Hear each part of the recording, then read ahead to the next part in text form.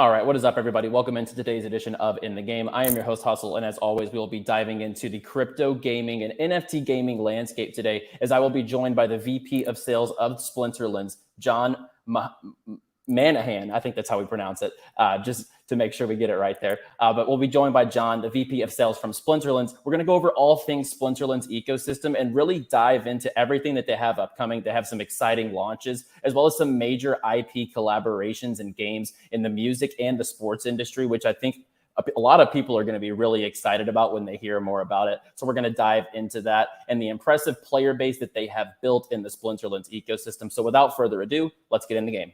T-minus 15 seconds. Guidance is internal. 12, 11, 10, 9. Ignition sequence start. 6, 5, 4, 3, 2, 1. If you ain't here to hustle, why is you here? But if you here to hustle, the moon is near. It's crypto Banter, not financial advice. If you don't listen, what's the cost, what's the price? This ain't a game, put you on game. I know you gon' play, but ain't a percent. If you ain't here to hustle, why is you here? But if you here to hustle, the moon is near. It's crypto Banter, not financial advice. If you don't listen, what's the cost, what's the price? This ain't a game, put you on game. I know you gon' play, but ain't a play. If you get lost, show you the way. All right, and let's dive right into it. Be sure to like the video if you enjoy the show, if you are bullish on the future of crypto gaming or on the Splinterlands ecosystem, and also subscribe to the channel for daily videos here every single day on Crypto Banter. And also shout out to our sponsors, Animoca Brands, one of the biggest Web3 gaming companies in the world, Unix Gaming, one of the leading Web3 infrastructures in the entire blockchain, as well as MEXC, one of the leading exchanges in the entire crypto space. You can get links down below on all of those, as well as shout out to our brand new sponsor, Myria, one of the leading Web3 gaming developers, L2 solutions, and marketplaces. So very happy to have Myria on board. And we really have an awesome lineup of sponsors now with Animoca, Unix. I mean, we're really stacked here. So really excited to bring Myria on and the future of the partnerships and the offerings we'll be able to bring to the Crypto Banter community with those. So without further ado, let's bring on Jon from Splinterlands. I'm really excited to really just dive into the ecosystem because I think it's really going to open some eyes across the space for what you guys are doing. Welcome in. Thank you for joining. Thanks for having me, Hustle. I appreciate it. Absolutely. So I wanted to just kind of give you the floor really quick and kind of just intro yourself, kind of how you got into maybe Web3 and your background, and then also, how you got into Splinterlands, and give a little background on Splinterlands itself. Yeah, so I came into Splinterlands. I started in February of this year, so I'm still relatively new to the space. I've been fascinated with blockchain for a pretty long time. Got involved with crypto certainly before that. But I spent a lot of my career building or helping to build education technology startup companies in higher education here in the States. But one of the two co-founders and CEO of Splinterlands is a former colleague of mine. And so he called me up one day and here I am. Couldn't be happier. But yeah, so Splinterlands has been around much longer than I have in this space. We've really, by Web3 standards, it's been an eternity, right? We started out in, May of 2018. It's been over 4 years that Splinterlands has been live. Native blockchain, we kind of started out that way. And really the vision of this project was inspired by Magic the Gathering, which is, of course, an in real life collectible card game and strategy game, right? So Splinterlands draws a lot and is very similar to Magic the Gathering in a lot of ways. But the co-founders, they're just gaming enthusiasts and crypto enthusiasts, and they see the general benefits that blockchain technology provides between digital ownership and decentralization. And they thought, man, how cool would it be if we had a game that was kind of similar to Magic, but leverage blockchain technology to make it really come to life and to provide the benefits that blockchain provides. So they launched this game called Splinterlands. The basic idea is that you're building and managing a card collection of all of these cards are NFTs, of course, but you're building and managing this card collection. Each of these cards has varying levels of stats and abilities and power and different levels of value as well. But as you build and manage this card collection, you're going to engage opponents in a battle. So the battles last maybe 2 to 4 minutes, player versus player, and you're given 2 minutes and 30 seconds and a randomly generated set of rules and conditions for each battle. And those sets of rules and conditions, they change for every single battle, so that your strategy is going to shift every single time you play the game. So you have the 2 minutes and 30 seconds to digest the information that's sitting in front of you and draw a team of cards from your card collection. You'll draw 1 summoner and up to 6 monsters that you think will give you the best advantage to win that particular battle. You submit your team, your opponent submits their team. The battle actually takes place instantly as a blockchain transaction, but you can then watch the battle play out as an auto battler and learn about the game that way, because you're seeing like how all the different abilities and stats are kind of playing out against each other. But you win battles, you win rewards in the form of cryptocurrency and also additional NFTs and other advantages in the game. You use that to start to level up into new leagues. Each new league provides a bit more diversity in rule sets. It provides more difficult competition.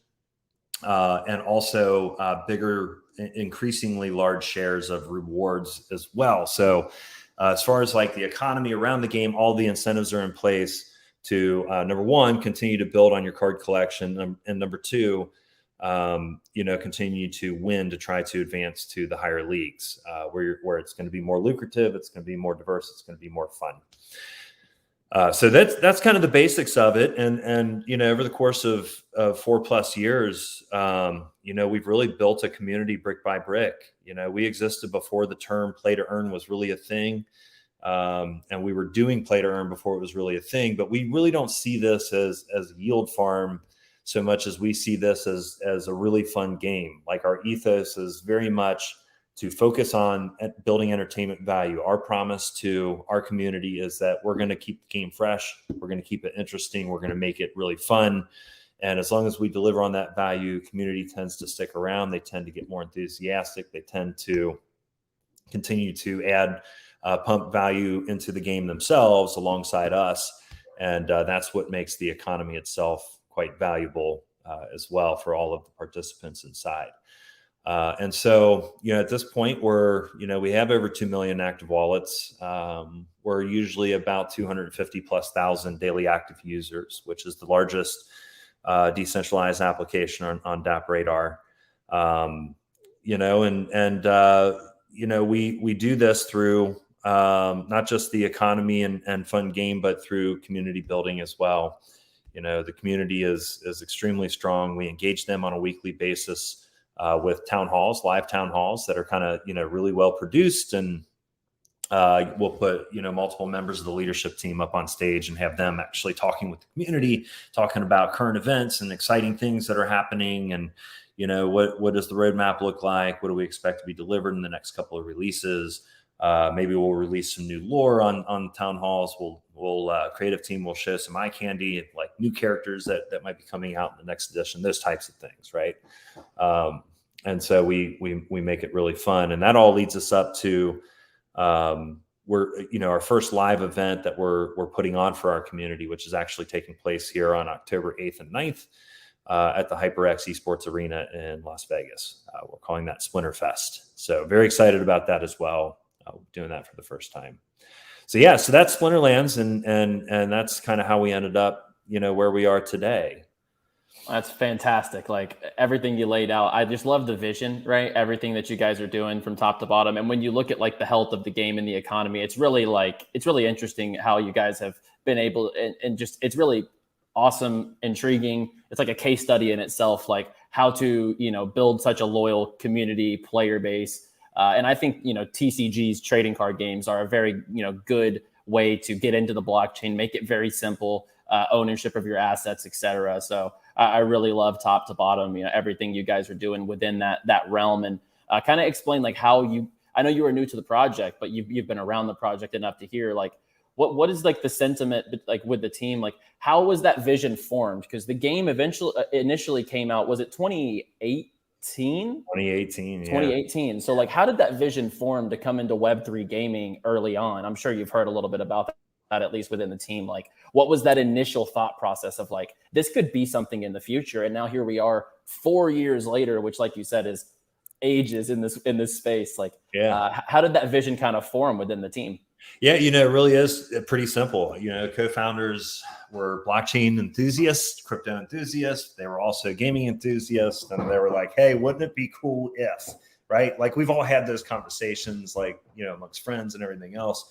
Wouldn't it be cool if we just combined the two together and made something that we think would be really fun to play? And improves on some of the things, from their favorite games, right? I've heard Matt talk about, for example, like he's a big Hearthstone fan, used to be a big Hearthstone player. And, it got to the point where you could sort of just Google, the best decks to play and just sort of like spam those decks.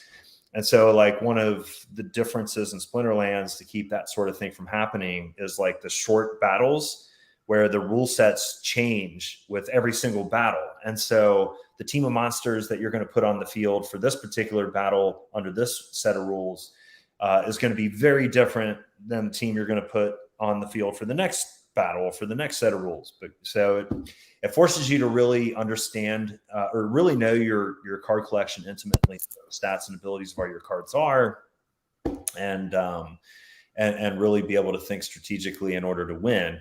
And of course, like I mentioned in the first segment, it's the incentives are really there to win because you need a combination of your win rating plus quality of your card collection. We call it collection power. Right. Those two things are sort of deterministic with regards to league play and being able to advance into the higher leagues where you can certainly earn more and have more fun. Yeah, that's I love the structure of it all. I think it's a really well-balanced ecosystem. I think that's a big reason also why the player base and the community is stuck around. It's a very good scale of ecosystem rewards, gameplay loop, rewards for people who do play the game. People are at higher skill levels. There's brackets. It's almost like skill-based matchmaking in a way. So it really all makes sense. And let's talk a little bit about what's around the corner in the ecosystem. I know a lot's going on right now. Yeah. We can start with the RiftWatchers drop. I believe this just occurred, right? It did. It happened on Thursday. So, and I'll use this to kind of touch on card scarcity and how we do cards. So, we try to have one large edition of cards release every year, and then one smaller mini set edition of cards every year. So one of each, right? And that kind of helps us balance things out too, a little bit in the game. But we had already done, I think, 7 editions of cards up until this month, right? And our most recent large edition that went on sale early this year is called Chaos Legion. It's a 15 million pack edition. That sale is still ongoing. We're about 10 million packs into that sale. So anyway, that one's ongoing. RiftWatchers is our new mini set edition that just went on sale or went on pre-sale on Thursday and is in the regular sale now. So the pre-sale was going to be the first 500,000 packs of what is ultimately a 3 million pack edition. There's 5 cards in every pack, by the way. The way it works is all the cards in the packs are going to start off as level 1 versions of the card, right? And you have the different rarities. You got common, rare, epic, and legendary. And each of those different rarities have, different number of cards that you need to combine to level them up.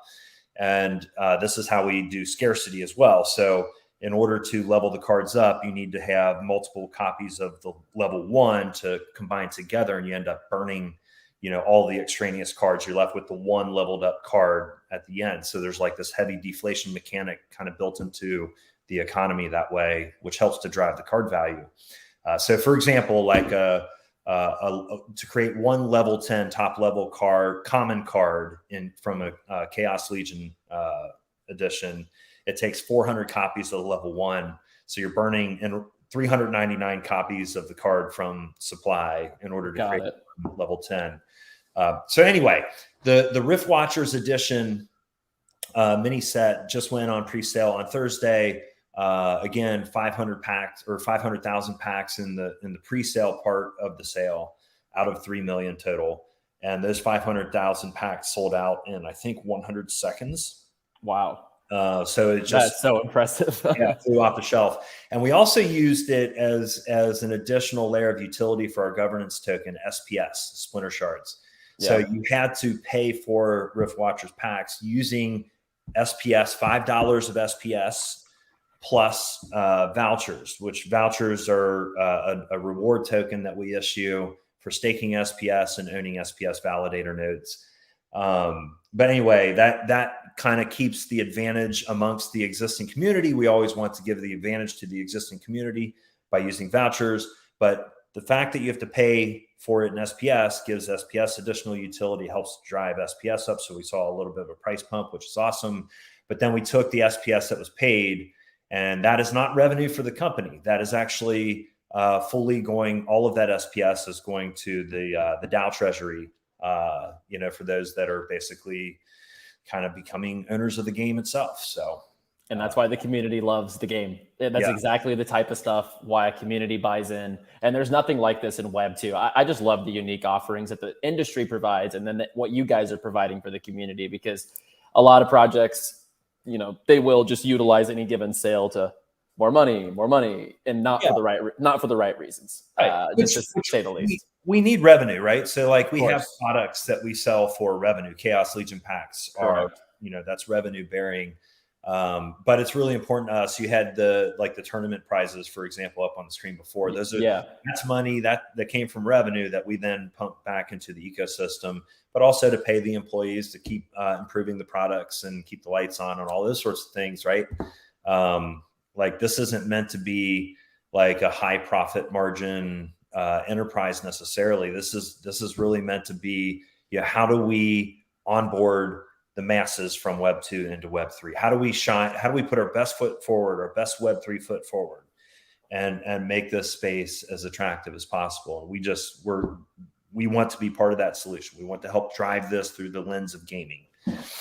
Yeah, I think it's fantastic. Let's move to one of the next initiatives. I think next in the chronological order would be the tower defense, which any traditional, I was the kid, I don't know if they would call him the problem child in the computer lab, who, when the teacher would walk away, I would pull up the Bloons tower defense on the opposite screen, right? And I'm playing tower defense. I see the teacher turning around. I go back to the other tab. They don't see my Bloons tower defense. So talk a little bit about the tower defense game. And it looks like there's a sale going live today. Yeah. So tower defense is basically the first new game that we're doing, so it goes on pre-sale today at 4:00 Eastern time, right? But it's the first new game that we're doing a pack sale for. So just to back up, a little bit, I'll zoom out just a little bit first, and then dive a little bit into tower defense. But we have 4+ years of hard lessons learned in building this platform that delivers Splinterlands, right? And it's not an easy thing. Lots of mistakes made, lots of things fixed, lots of trial and error. But 4 years of development on that particular platform that delivers Splinterlands has produced a really scalable, really unique, kind of awesome platform that we feel strongly can be used to deliver other games as well. So strategically, if we're going to try to bring a lot of Web2 people into Web3 through the context of gaming, we need to create not just one game, but an ecosystem of games that effectively use basically the same platform, right?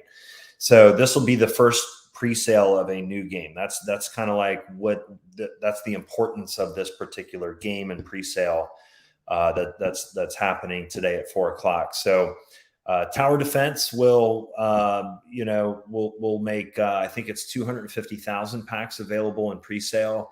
You're going to get some specific advantages if you're able to get in on the pre-sale and buy some packs, including like some hero cards and some different things that will help you be more successful in the game, that I know that our community is going to find really exciting.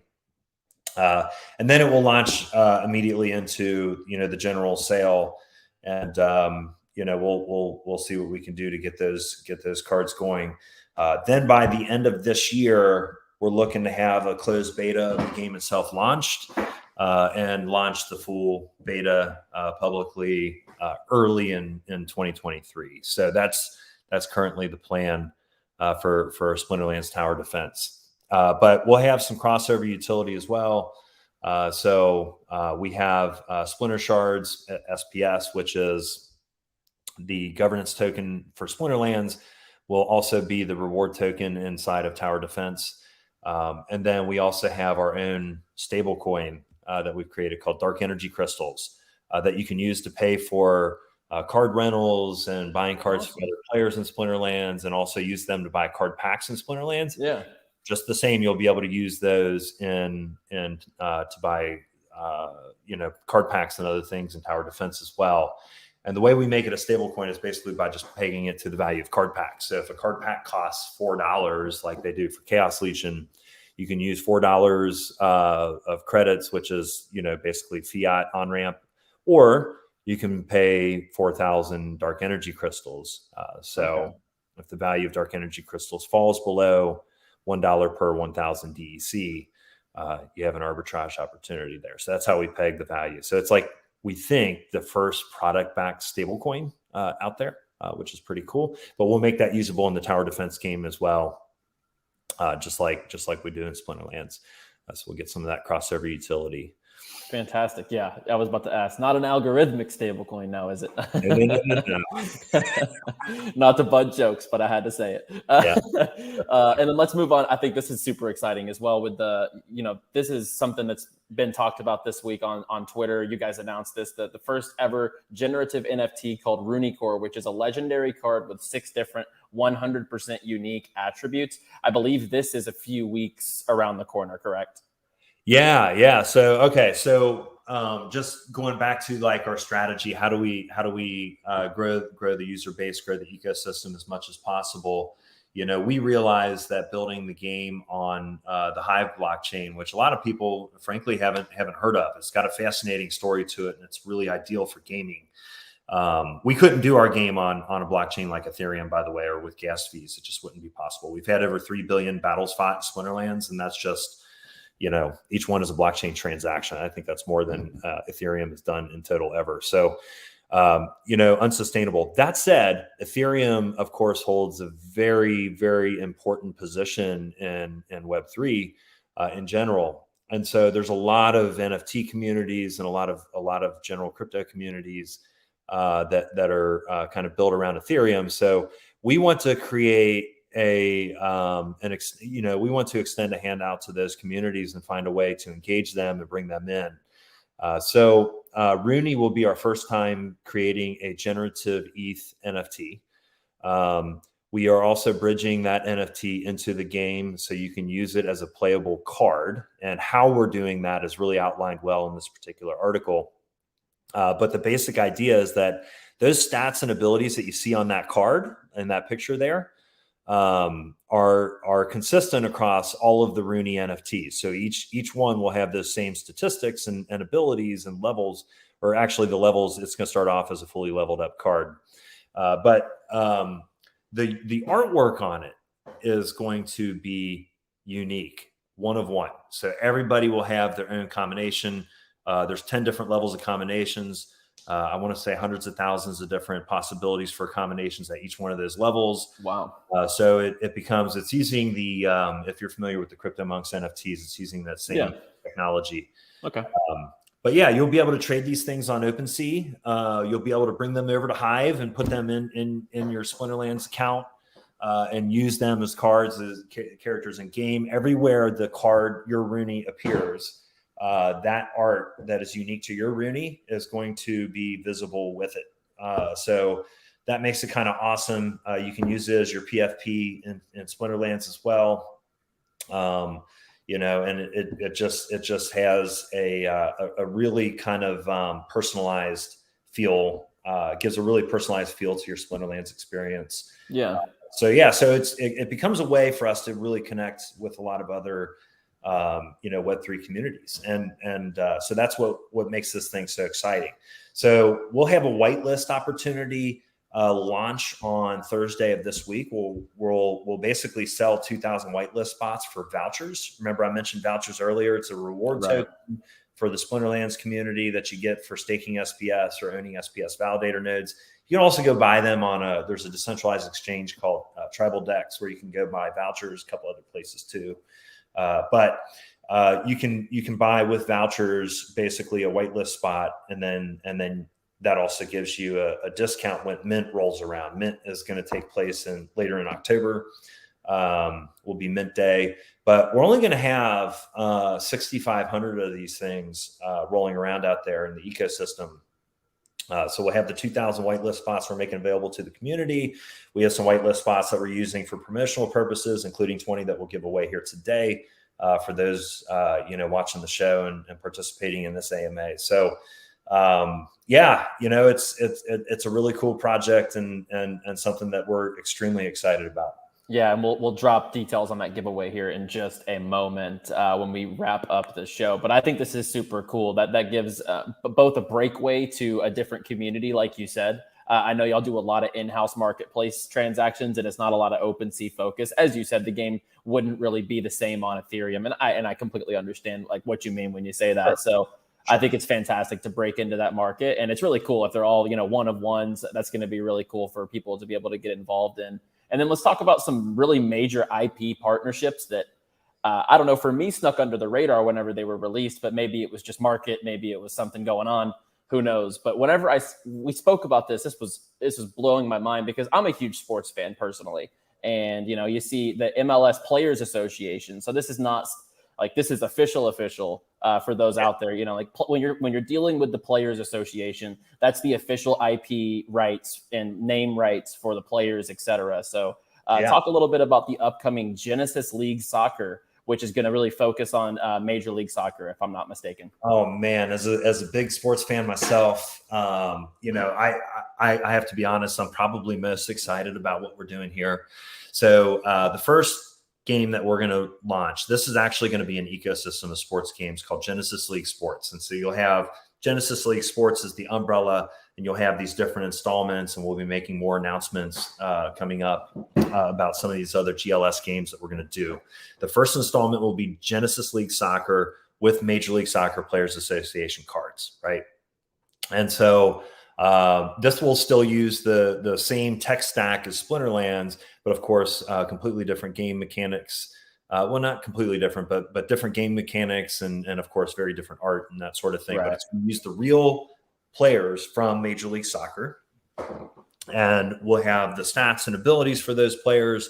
And it's going to be a battle style game where you're gonna basically play the coach more or less, right? Where you're positioning the cards on the soccer pitch, and you have to keep them healthy. You have to keep morale high. There's all these different game mechanics that we're thinking through right now that we're going to deploy in the game to make it really engaging and fun and interesting.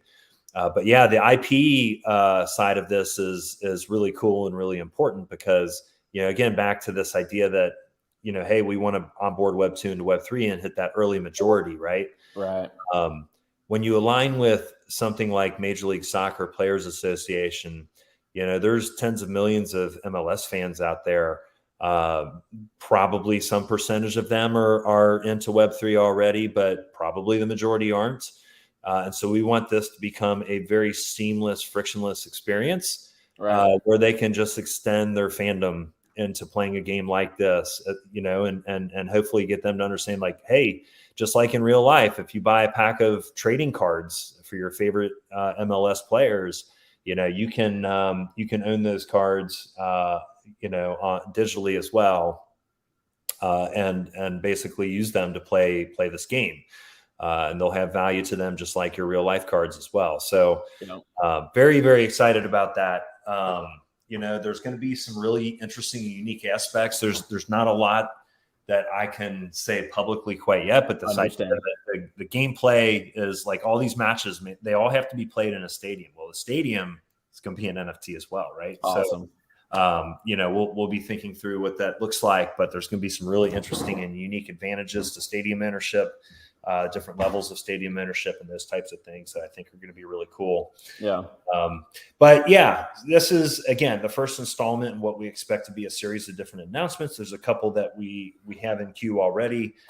So definitely be looking for some additional announcements under that Genesis League Sports umbrella upcoming. And there will be a new governance token that will span across that Genesis League Sports ecosystem of games as well.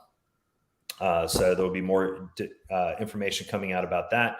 And we did just release the Genesis League Soccer white paper as well, which Awesome. I'd be happy to share with you. Yeah, for sure. I'm really looking forward, and whenever because the deal with the Players Association, I'm going to be seeing Genesis League Soccer as an ad on the side of the pitch one day. I know I'm going to see that. I could totally see that being a thing in the future. I'm really looking forward to this. And as you said, I'm such a sports fan that I'm super stoked for this. Give me a Gareth Bale. I'm going to run the field. That's all I need right now. Give me a LAFC Gareth Bale card. Yes.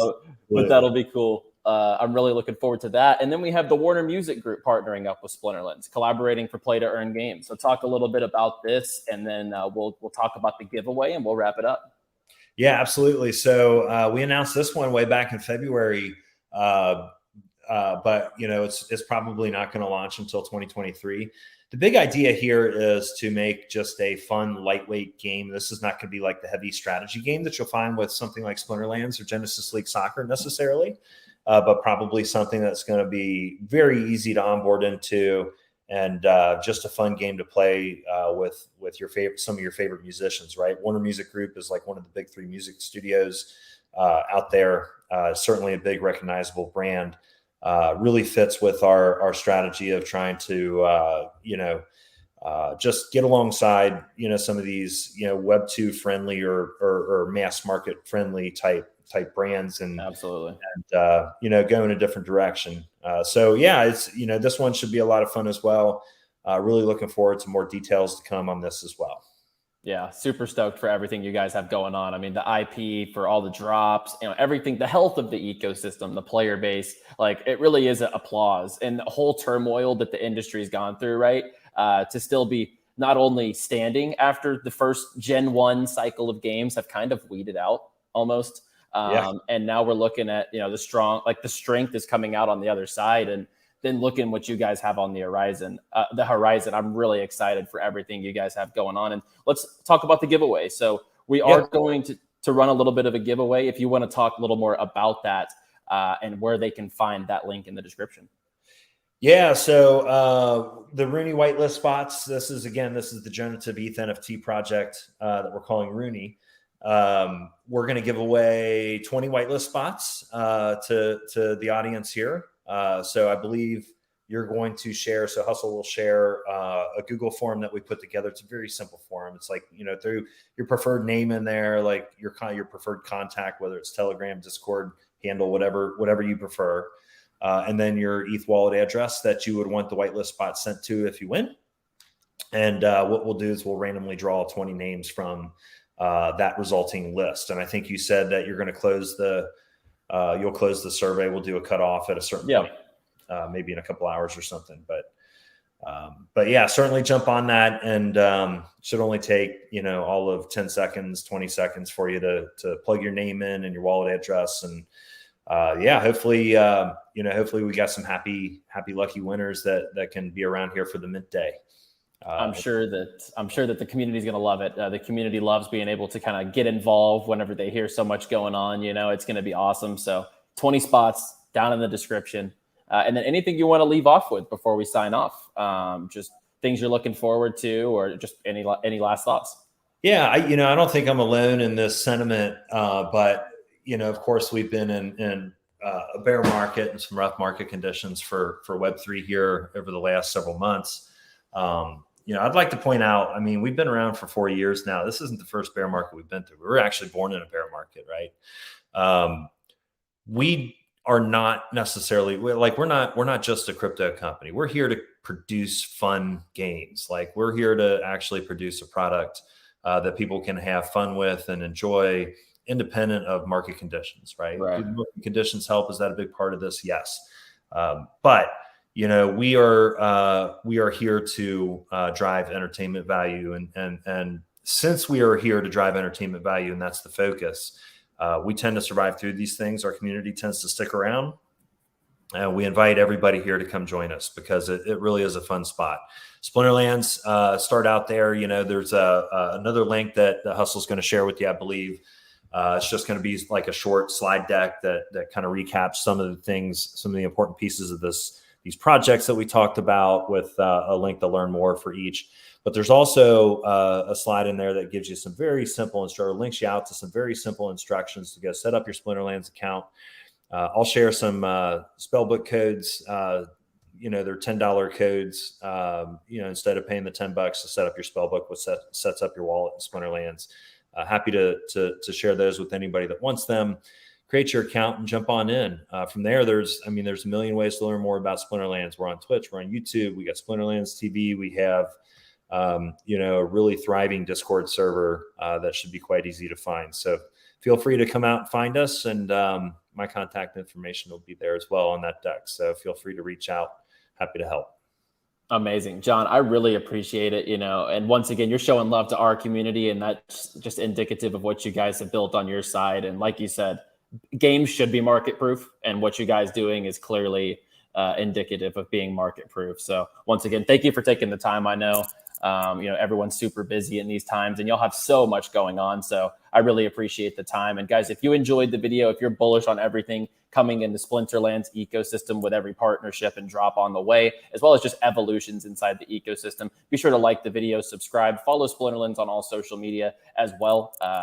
I think that's worth doing after you just saw everything under the hood, to say the least. And subscribe to the channel for videos here every single day. We will be back later this week with another edition of In the Game. As always, play well, my friends.